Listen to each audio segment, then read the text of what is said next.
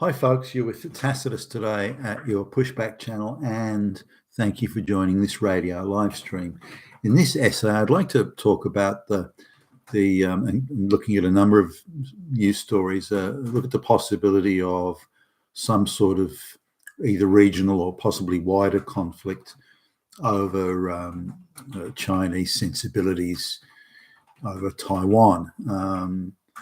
Now, just for those who don't know, Taiwan's quite a decent-sized island, population I think of 25 million odd, and it's about 200, give or take, 200 kilometers off the Chinese coast. Now, there's talk that the Speaker of the U.S. House of Representatives, Nancy Pelosi, is going to visit Taiwan, and a number of American lawmakers have said, senators and congressmen have said that that Taiwan is an ally and Taiwan should be supported against any threats from outside the island. Now everyone's open to the idea if the Taiwanese want to vote to become part of mainland China. I don't think anyone's really opposing that, but the Chinese communist government sort of sees things a little bit differently, and they've threatened military action if Nancy Pelosi, the Speaker of the U.S. House of Reps, does visit Taiwan, and they see it as an unacceptable, intolerable affront to the Chinese sphere of influence and the wider Chinese diaspora and so on. So let's have a little sort of go into a bit of a history lesson. Taiwan's probably changed hands quite often, to and fro from. It almost became a renegade island, completely run by pirates at one stage. So it's had a very much an on again, off again relationship with whatever the Chinese government was, whether it was the imperial Chinese government. The days of the emperors and so on, or before that and during that, it's always been an on again, off again thing. So there, you couldn't call it. So there's not a whole lot of continuity there. From the 1890s, the Japanese pretty much controlled the island, and they called it Formosa, and it became a staging ground for a lot of Japanese military operations. For example, in not only World War II, but even earlier than that, say the Russian-Japanese War and various conflicts in and around China and Manchuria and so on. So 1945, it became, I suppose, theoretically a Chinese province again. And China was going through a civil war at the time. In fact, had been for quite a while. We had the nationalists led by Chiang Kai-shek, the very corrupt Chiang Kai-shek, and then the communists under the leadership of Mao Zedong. And the civil war ended in 1949 with the communists prevailing, but the nationalist government and the people there went to Taiwan, and that became then the independent, nationalist government of China will sort of stay, all holed up in Taiwan, and the communist government having the mainland.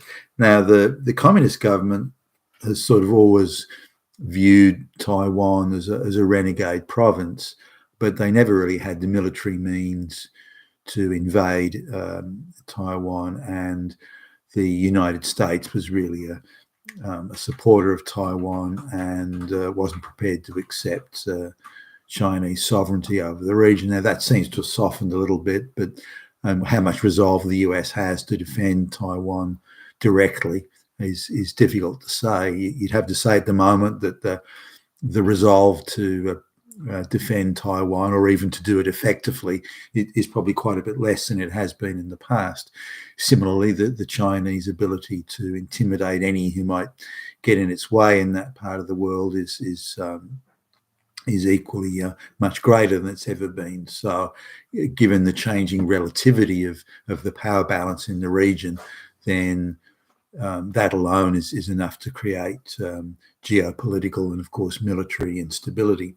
So now China needs to, assuming it's going to invade Taiwan, which it may not, but I think they're hoping that if they intimidate, threaten, and browbeat everyone in the area, that it'll just become a fait accompli and Taiwan will just fall into their lap, which is possible, of course. But if they're going to invade, invading across water is a tough gig, very difficult. The logistics are awesome, all the considerations, and even relatively small or minor losses can be enough to scuttle the whole thing. So they've got to get troop transports over 200 kilometres plus of water, and they've got to have those supported. They've got to have complete control of the air and complete control of the surface and the undersurface if they're going to pull it off. That's not easy. So you'd have to say that's a tough gig from the get-go. All the resort, and let's suppose they manage to make a landing. They're going to take losses in the process. Ships are going to be sunk, airplanes lost, submarines done. So there's going to be a whole lot of things go. But let's suppose they do manage to get a toehold or a foothold in Taiwan with soldiers. Now it's a bit uncertain how motivated the Taiwanese may or may not be to defend their sovereignty. One suspects there'd already be Asian provocateurs undermining their will to resist, even as we speak, and there'll be folks in the media and elsewhere, so-called NGOs that have been infiltrated by the Chinese communists would be working hard to, well, why are you going? They're Chinese like you. Why are you going to fight? Why don't you just accept? It's only just that, and that's, you can imagine those sort of arguments would be going around right now. So the Chinese, then, if they get a toll, then they've got to resupply it.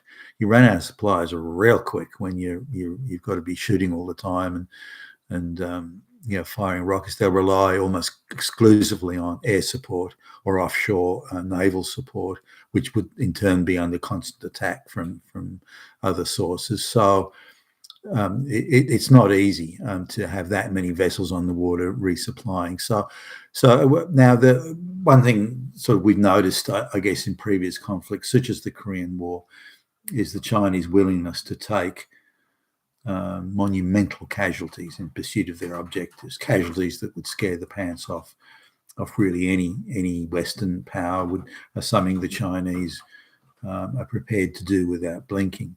And just think of the Korean War, how the Chinese, even Chinese soldiers that had old weapons or even no ammunition, they would charge down the American machine gun nests, and the dead bodies would pile so high in front of the machine guns that the Chinese soldiers then coming in behind those weren't getting shot because of the huge pile of dead bodies in front of the machine gun nests.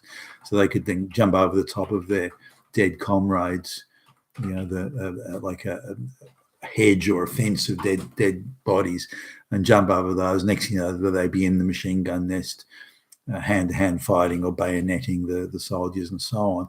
So that's sort of whether the Chinese would do that today, I don't know. But let's suppose that the Chinese military they can't be that well organized. I mean, every time I've seen the Chinese try and organize something from the ground up, that they haven't done very well. They seem to make a mess of it most of the time.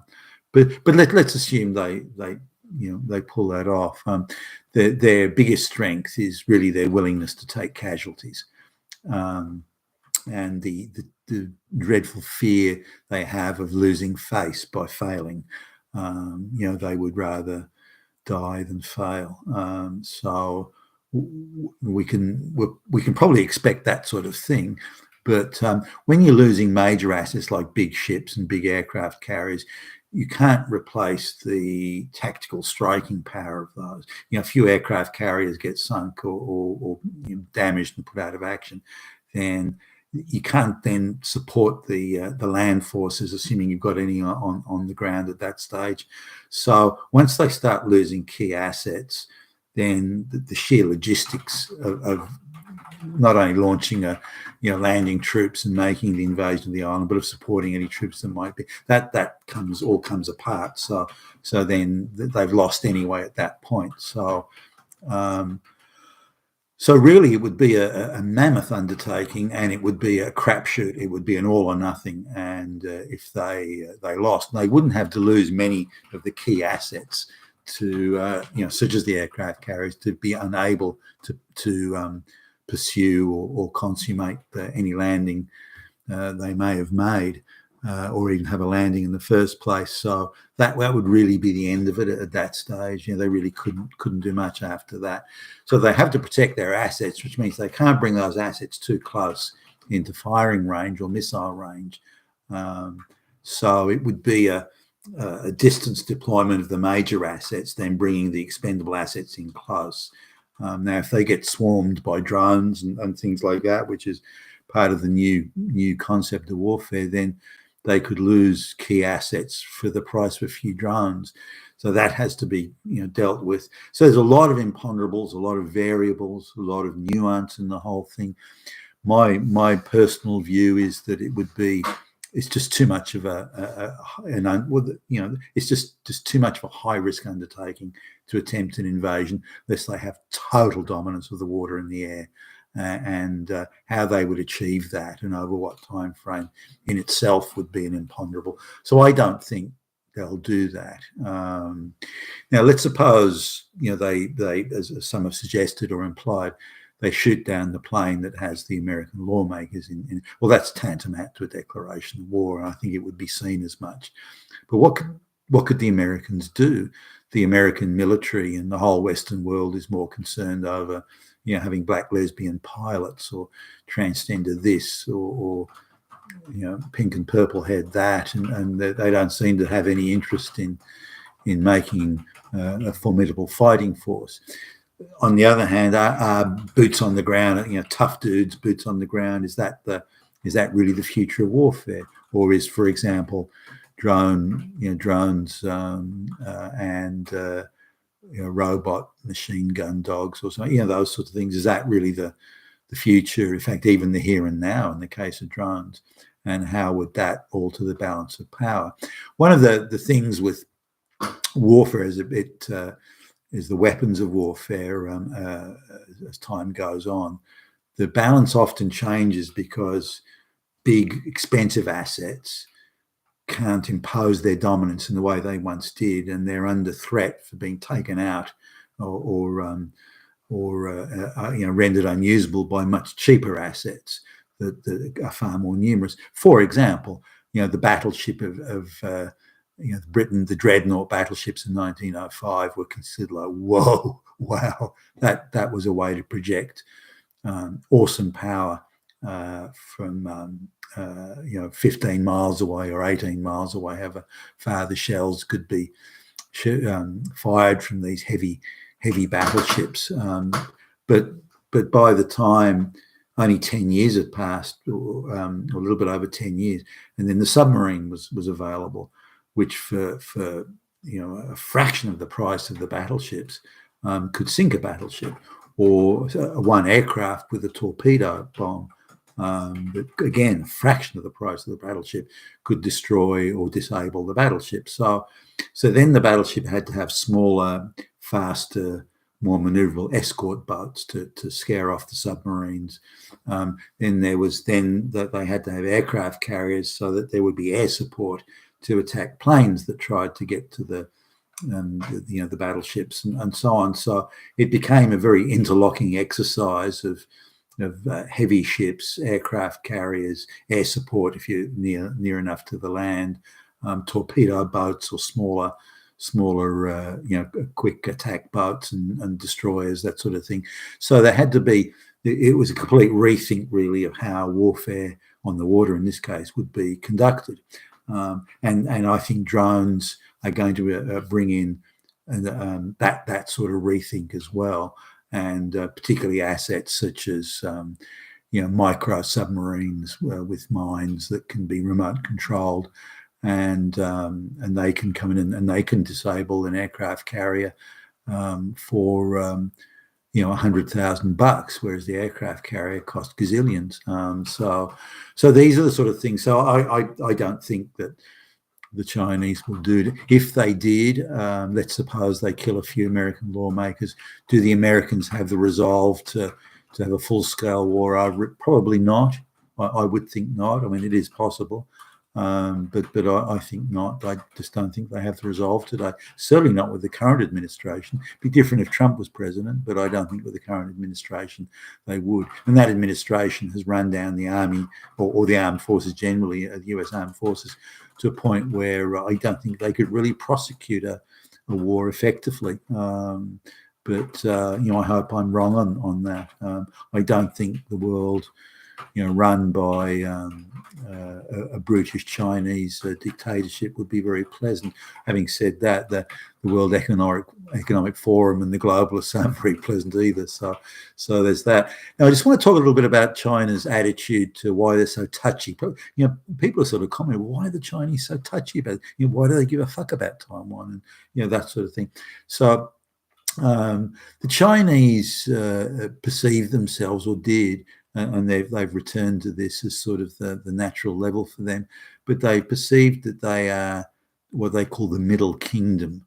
They're the cultured ones. They are the center of the universe. All else revolves around them as the Middle Kingdom. The heavens and the earth and all that. They are the epicenter of it. They are the heavenly ones and that sort of thing.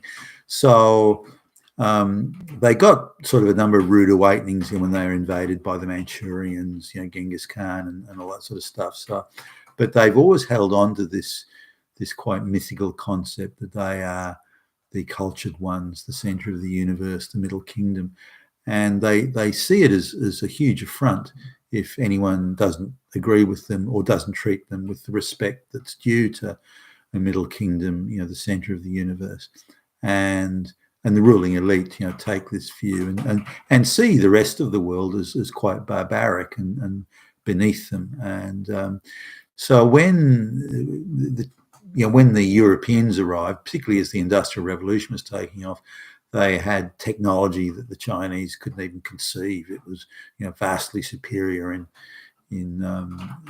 just about every way. So the Chinese had a number of wars with the European powers, Britain and others, and technically they were just an organisation. They were outmatched by miles. There wasn't. China was going through a period of internal strife at the time, and you can look up things like the Taiping Rebellion and those sorts of things, and so they were weakened in as much of internal strife and effectively civil war, you could call it, or on again, off again, regional civil war in China. And that sapped their strength and their will to fight, their ability to fight, and to oppose the vastly technologically superior Western countries that really only wanted to trade. Now, the Chinese thought that the Westerners were just these vulgar barbarians and could be treated with dismissive contempt, which was probably not a clever play when the Europeans were rather focused on opening up trading ports and didn't like being treated that way, and were technically, vastly technically superior to the Chinese at the time. Now, the Chinese view that time from when the Europeans showed up to when the communists took power in 1949, they call that generically the 100 years of humiliation, when these damn barbarians, these low dog barbarians, lorded it over the Chinese and humiliated them. The 100 years of humiliation, it's intolerable. And they're itching, waiting for the day when they can slap those damn white pig dogs down as they deserve and put them in their fucking place until they show proper respect for their betters in the Middle Kingdom. So children at school are taught that. And some years ago I was up that way and I was talking to a Chinese guy, and he was telling me about that, who by the way was born was born well after this 100 years of humiliation sort of went on. But he was in an absolute lather, sort of telling me about it as if it happened to him and happened 5 minutes ago. But in his view, the Westerners, these inferior barbaric Quilos, ghost eyes, it is so unthinkable and painful that they were lorded it over the Chinese at the time, and the day must come of a reckoning when those white people get put in their damn fucking place. So that's very much taught in schools that every Chinese citizen should relish the day when they can be once again the natural leaders and masters of the universe. And they're probably not that far off it. If things continue as they are, another 20 years or so, and they'll be there, maybe even less. So that's something to be aware of. What's their motivation? Why they say touchy about? That's part of it, or very much part of it, and it's something certainly to be aware of. So that's my take on it. You've been with Tastus today, your pushback channel, and thank you for listening.